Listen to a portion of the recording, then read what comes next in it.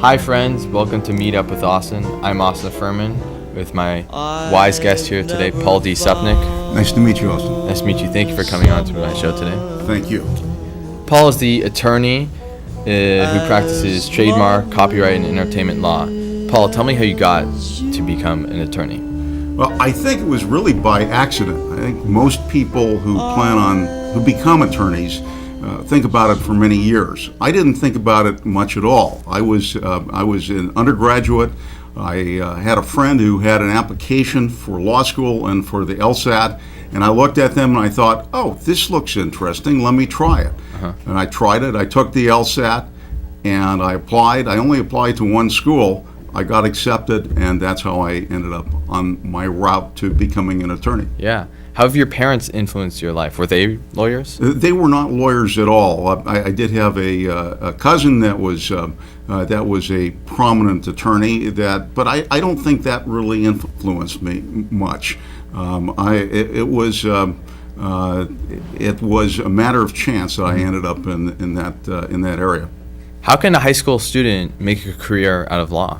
Well, I think the question I think that the students should be asking, if they're really interested in that area, are, well, what do they see themselves doing 20 years, 25 years down the road? Are they interested in something where you are able to communicate with people a lot, are able to influence what happens in the world, are interested in doing something positive? And that's one aspect of it. Law is an area of work that requires a lot of concentration, a lot of effort, and you have to really want to be doing it to really enjoy it. Yeah. What should a student be doing now to prepare for law if they want to study it in their field? Well, I think the important thing is to be real serious about the courses that they take. Spend a lot of time, do your homework, get great grades. The better the grades that you get, the better an undergraduate school you're going to be able to get into, and ultimately probably the better law school you'll be able to go to. And also, it will give you a broader background in being able to make your way through. It's really important to have a good command of the English language. I didn't really. I ended up in the science areas. I studied engineering as an undergraduate, and I took that route before going to law school. But I think that it is important to have a strong backing in English and some of the liberal arts courses that you'll ultimately get when you go to college. Mm-hmm.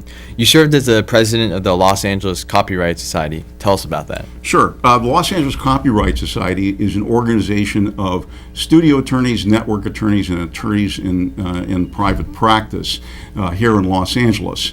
And they typically will meet for dinners once a month.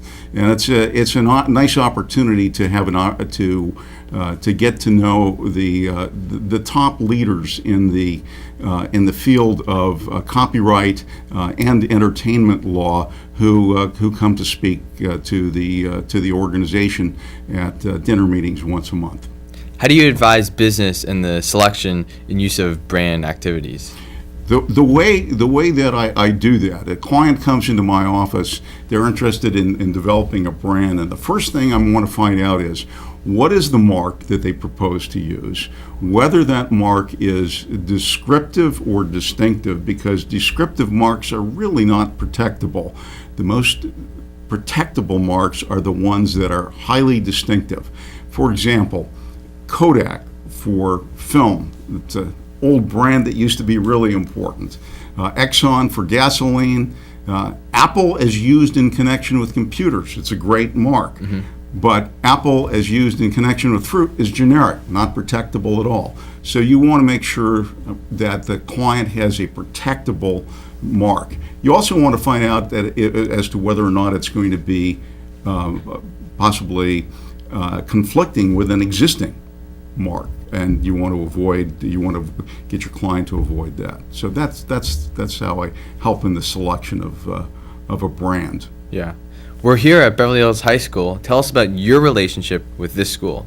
Well, I would say that the primary relationship I've had with this school is the fact that my daughter went to school here and graduated in 2001, and she was an editor of highlights.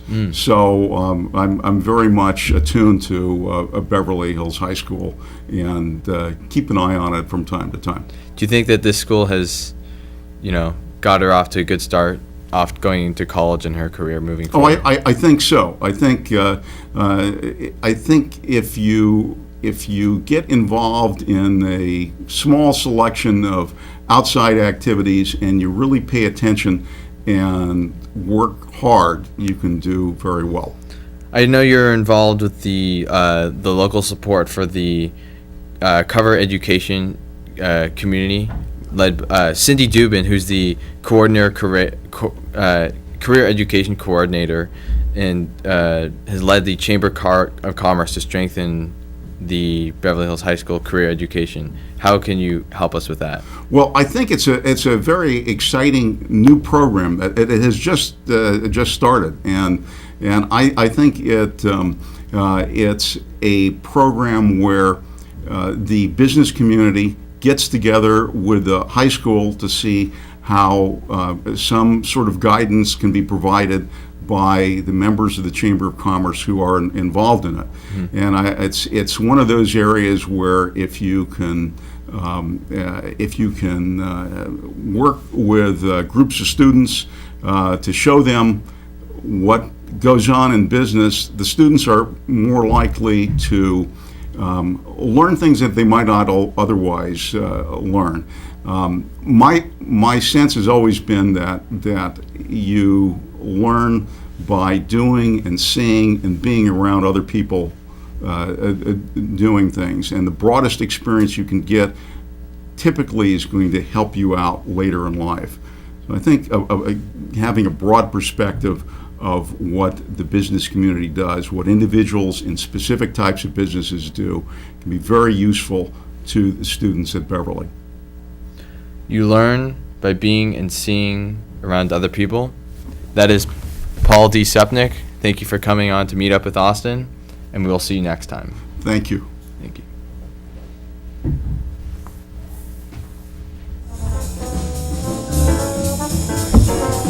Okay. Thank you. Yeah, I stuttered my words at that last question. So, were you, the first time you did this, were you real nervous? Yeah, I was real nervous. This is my 18th interview, but I didn't prepare as much as I should have today. I've read a little.